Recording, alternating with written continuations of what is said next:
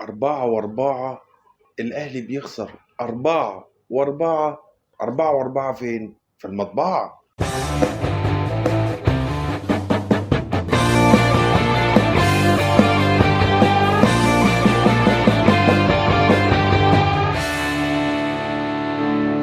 السلام عليكم ورحمة الله وبركاته. معكم والي وهاتها في الشبكة. طبعا احنا ما جيناش بعد الماتش عشان خاطر كان الواحد متضايق جدا من النتائج ومن الماتش نفسه. الماتش كان مستفز جدا. اللعيبة كانت مستفزة جدا.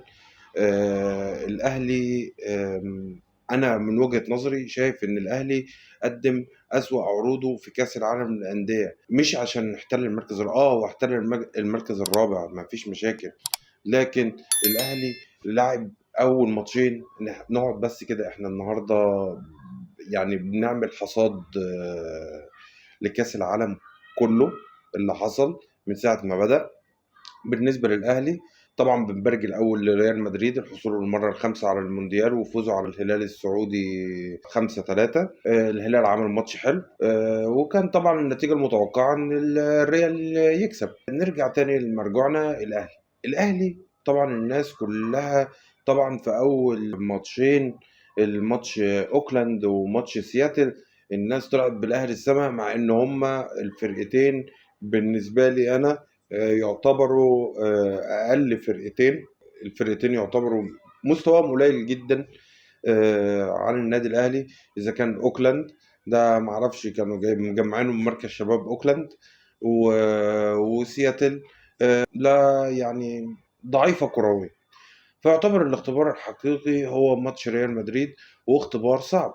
لعبنا معاهم ماتش 86 دقيقة بالظبط، حلوين. يعني ايه، في كورة وفي هجمات للأهلي. لعبنا معاهم ماتش حلو لحد الدقيقة مثلا ايه، لحد ما جت ضربة الجزاء، تمام. وبعد كده كانت النتيجة 2-1 وكنت توصل للتعادل، مفيش. لقيتك مرة واحدة يا أهلي بتروح مني. يعني ايه، تك تك تك يخلص الماتش 4-1. ادي 4. قلنا ريال مدريد وفرقة كبيرة، مع ان انا شايفها اخطاء كارثية في دفاعات النادي الاهلي. الناس لعيبة نايمة، ان اللعيبة مش موجودة. اللعيبة مش مركزة اصلا، مش مركزة. اللعيبة لازم نفهم ان اللعيبة دي مش مركزة. خلاص هم شافوا ان الماتش كده حلو وخلاص، ودي ريال مدريد والناس ومفيش الروح اللي انا عايزه اكسب، عايزه اتعادل، عايز مفيش، مش موجوده. وكانت اخطاء برضو في التشكيل زي ما قلنا في الحلقه اللي فاتت. بعد كده جينا على ماتش فلامينكو ده، يعني انا اسف، يعني هو بيلعب فيه جابي اللي هو جابرييل، بيلعب فيه بيدال، بيلعب فيه ديفيد لويس. بس اللعيبه دي منتهيه الصلاحيه يا جدعان، يعني مش فرقه، يعني فرقه جايه يعني اصلا منتهيه الصلاحيه. اللعيبه دي بعد ما اوروبا بتمص دمها وبتاخد كل الفايده بتاعتهم، بيرجعوا تاني عشان يعملوا قرشين، يقعدوا بقى في بلادهم ويعملوا قرشين ويبقوا قاعدين بيلعبوا كوره والدنيا. بس دي يعني لعيبه شبه معتزله من الاخر، تمام. انا مش هتكلم على التحكيم، انا ما بحبش اتكلم على التحكيم، بس المره دي هتكلم على التحكيم.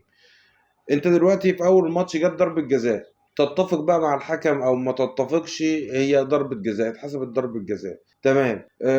انا من وجهه نظري ممكن تتحسب ضربه جزاء، وخصوصا ان الحكم ده احنا كجمهور النادي الاهلي بالذات، والناس اللي هي متابعه الكوره في افريقيا، يعني دوري ابطال افريقيا وكده، عارفين الحكم ده بيدي ضربات جزاء. وادى الاهلي قبل كده في نهائي افريقيا مع الترجي ضربتين جزاء، وكسبت الماتش ده 3-1، وادى للترجي في نفس الماتش ضربة جزاء، وكسبت الماتش 3-1، ورحت في رادس في تونس وخسرت 3-0 بتاعت اودرب بدري، تمام. وكسبت وخسرت بطولة افريقيا ساعتها. فالحكم ده اصلا بيدي ضربات جزاء كتير، واحنا عارفين كده، يعني احنا مش متفاجئين يعني، تمام. فجت ضربة جزاء، جابها جابي جول، مفيش مشاكل. الاهلي رجع الماتش تاني، عبد القادر برأسية عدلنا النتيجة 1-1. بعد كده الشوط الأول خلص، بعد كده نزلنا تاني الشوط التاني، جت ضربة جزاء ضاعت. علي معلول برضو يعني المفروض ان انت في كاس عالم الانديه بتلعب ماتشات كؤوس، المفروض ان لعيبتك دي متدربه على ضربات الجزاء، المفروض ان لعيبتك دي فعلا متدربه على ضربات الجزاء. لا مفيش، راح حطها برعونه والدنيا، وحطها في ايد الجون. يعني هو قال له انا هحطها لك هنا، فتقريبا الجون مسكها، مش صدها، كانه بيمرنه تقريبا. بعد كده الاهلي تقدم بجون عبد القادر 2-1 لحد كده، وتمام تمام خلاص الماتش بتاع الاهلي. حصل طرد، صح غلط يعني، حصل الطرد سواء صح او غلط، انت اصلا متقدم، انت كسبان، صح، تمام.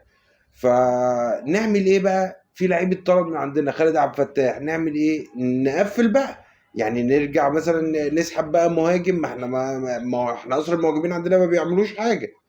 يعني المهاجمين عندنا والله حرفيا ما بيعملوش حاجه، احنا ما عندناش مهاجمين غير مؤثرين بالمره. اسحب مهاجم وازود بقى، انزل اليو ديانج في السريع واقفل دفاعاتي والم الدنيا. ده حصل. يعني الشناوي ازاي يعني طلع عمل غلط، يعني طلع بيمسك الهوا، طلع مسك الهوا هوب فدخل في الجول. طيب تمام، بقت النتيجة 2-2. طب نحافظ يا جدعان على النتيجة؟ لا، ازاي احنا ما نحافظ؟ جالك انفراد انت كمحمد شريف كمهاجم النادي الاهلي، اللي انت ما بتجيبش غير في الزمالك بس تقريبا. انفراد، انفراد، وده بيأكد كلامي ان ان مهاجمين النادي الاهلي ضايعين في داهية، رايحين في داهية يا جدعان، رايحين في داهية والله العظيم. انفراد ومواجه للجون، يا اخي اجري ودوس على كورتك وببطن رجلك حطها في اي حته، ده انت حاططها في نص جون، انت مكسل تجري يا شريف؟ يعني مكسل تجري؟ انت يعني انت لو كنت جبت الجون ده كانت النتيجه، كنا خلاص الماتش اتحسب. لكن لا، احنا في اداء باهت للنادي الاهلي بجد. البطوله دي مش علشان في ناس بتقول لك اه ده المركز الرابع ومش المركز الرابع، لا احنا لعبنا ماتشين ماتشين يعني نسبيا يعني ضعاف، في ماتشات في الدوري اقوى منهم وماتشات في افريقيا اقوى منهم. لعبنا كسبناهم، وده الطبيعي ان انت تكسبهم. انت جاي كأن انت جاي تالت العالم، صح؟ ك كنادي اهلي، فانت بتطمح في الافضل، تمام. فهتكسب دول، يعني هتكسبهم، انت عندك خبره في البطوله دي. انتوا ما بتمنوش علينا كلاعيبه اهلي ان انتوا وصلتوا خدتوا المركز الرابع. يعني افتكروا كده زمان. انا شايف ان اللعيبه دي حصل عندها تشبع كروي و... ولازم يبقى في وقفه. نرجع بقى تاني للماتش. انت دلوقتي الماتش 2-2، جات لهم ضربة جزاء برضو دخلت جول، طك التاني، طك التالت، طك الرابع، خلاص النتيجة بقت 4-2، وجابوا الخامس والحكم لغاه بالتسلل. يعني كان الماتش هيخلص 5-3. يعني انت فين انت؟ هو الاهلي بعد ما بيوصل للدقيقة 80، هل في دي مشكلة بقى في اللياقة البدنية بتاعت لعيبة النادي الاهلي، ما بتعرفش تركز او دفاع النادي الاهلي ما بيقدروش يركزوا لحد نهاية الماتش، او هم اتعودوا على سيستم الماتشات اللي في الدوري المصري؟ ودي حقيقة النادي الاهلي. ده برضو لازم حد يرد على السؤال ده. هل دي حقيقة النادي الاهلي اللي هو ما بيقدرش يواصل ال90 دقيقة كاملة بنفس المستوى؟ سواء دي الماتشات الحقيقية اللي احنا لعبناها، ده مستوى النادي الاهلي الحقيقي. انا ما بتكلمش على البطولة وخلاص. انا الدوري بالنسبة لي كمشجع النادي الاهلي، انا بالنسبة لي الدوري انا واخده كتير، والكاس عادي دايس عليه، وافريقيا انا بطل افريقيا. انا بالنسبه لي البطوله دي انا بحبها لان هي بطوله مختلفه، بتوجد منافسه جديده عليا كمشجع النادي الاهلي. فمن حقي ان احاسب اللعيبه، ومن حقي ان اتكلم اني اطمح في الافضل من النادي الاهلي، لان النادي الاهلي مش فرقه صغيره، فرقه كبيره بتضاهي فرق في اوروبا واكبر من فرق كتير في اوروبا. عموما الاهلي خسر 4 من الريال و4 من فلامينجو. يعني دخل فيك في البطولة دي دخل فيك 8 أهداف. 8 أهداف لعبت فيهم كام ماتش؟ لعبت فيهم 4 ماتشات، جبت 4 أهداف، جبت 5 أهداف، ودخل فيك 8. يعني انت بمعدل، انت بالماينس كده، يعني انت -3، يعني دفاعك سيء جدا وهجومك برضو سيء جدا جدا جدا. طب انت عندك ايه بقى؟ يعني ما يخش فيك 8 اهداف في 4 ماتشات، انا هقسمهم يعني على ال4 ماتشات، يعني انت بمعدل بيخش فيه في مرماك هدفين كل ماتش، هدفين كل ماتش. ده يعني ده يعني انا مش عايز اقول مثلا، مش عايز اقلل من الفرق التانية، بس يعني في فرق ما بتحصلش معاها كده، هدفين في كل ماتش. ماليش دعوه، انت بتقول لي انت لعبت مين، لعبت ريال مدريد وفلامينكو، فلامينكو دي انت احسن منها ك... كالنادي الاهلي، انت احسن منها وبشهاده الصحف البرازيليه انت احسن منها. هم نفسهم الصحف البرازيليه قالوا لك بطرد لا مبرر ليه، يعني ضرب ملوش اي داعي. هم كسبوا ماشي، ده حكم وبتاع، بس ما هي الكوره، ما هو التحكيم عنصر من عناصر اللعب، لازم نحاول ننتصر عليه لو هو جه علينا، لكن ما نستسلمش ونقول ما نقول التحكيم ومش التحكيم. تحس ان اللعيبه بترمي الفوطه وخلاص، ما هو الحكم وحش وظلمنا وجاب لنا، رموا الفوطه وريحوا وارتاحوا وخلاص، والماتش يروح منا عادي ومفيش مشاكل. ما ينفعش كده. لازم، انا شايف ان في ناس بتقول لك التمثيل المشرف ومش التمثيل المشرف. فين التمثيل اصلا المشرف؟ هو ده اللي انا بقى، فين هو التمثيل المشرف؟ ان انت تخسر 4 من ريال مدريد وتخسر 4 من فلامينكو، ده تمثيل مشرف؟ طب كنت مثلا نوصل النهائي واخسر 4 واقول لك اه تمثيل مشرف، خدت مركز، خدت فضية، مش برونزية. لا، ده انت بترجع لورا، انت بترجع لورا، وانت اصلا البطولة دي جاية لك على الطبطاب، يعني لولا ان الوداد المغرب هي اللي منظماها، والوداد بطل الدوري ابطال افريقيا وانت الوصيف، فدخلتها. طب ما تستغل الفرصة وحقق نتيجة واعمل ارقام جديدة. هو ده اللي الاهلي عايزه، هو ده اللي جماهير النادي الاهلي عايزاه. لكن ليه بقى؟ ليه لعيبه مريحه؟ اذا كان مجدي قفشه، احمد عبد القادر، ورأيي فيه لن يتغير ابدا لحد الى ان يثبت عكس كده. احمد عبد القادر بالنسبه لي تيشيرت النادي الاهلي تقيل عليه جدا، بيلعب بغزاله، الغزاله رايقه النهارده يلعب، الغزاله مش رايقه يوقف اللعب. عندك مين تاني؟ عايز محمد شريف. محمد شريف ايه يا شريف؟ ايه بتعمل ايه؟ حرام عليك اللي انت بتعمله فينا ده. عايزين مهاجم، عايزين مهاجم محترم، مهاجم يعني مهاجم، مهاجم النادي الاهلي لازم يبقى مهاجم من طراز عالي. احنا بقالنا كتير من ايام عماد متعب ما شفناش مهاجمين.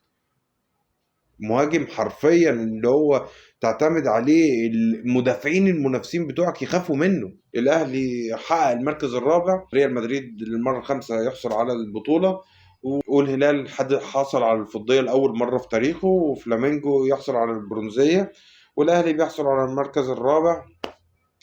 ويرجع تاني الاهلي بقى لدوري ابطال افريقيا، اللي هو بقى المفروض ان هو يحاول بكل يعني بكل ما اوتي من قوه، يعني ان هو يحرزها عشان يعوض اللي حصل السنه دي، ويشارك في كاس العالم السنه الجايه باذن الله ويحقق مركز افضل. احنا مش بنعلق المشانق، بس احنا بنتكلم في حاجات حقيقيه، ما ينفعش نسقف ونطبل ونقول الله وبرافو وتمثيل مشرف. انا بكره كلمة تمثيل المشرف بصراحة، يعني وهو اصلا ما حصلش تمثيل مشرف بصراحة، حاجة تكسف يعني.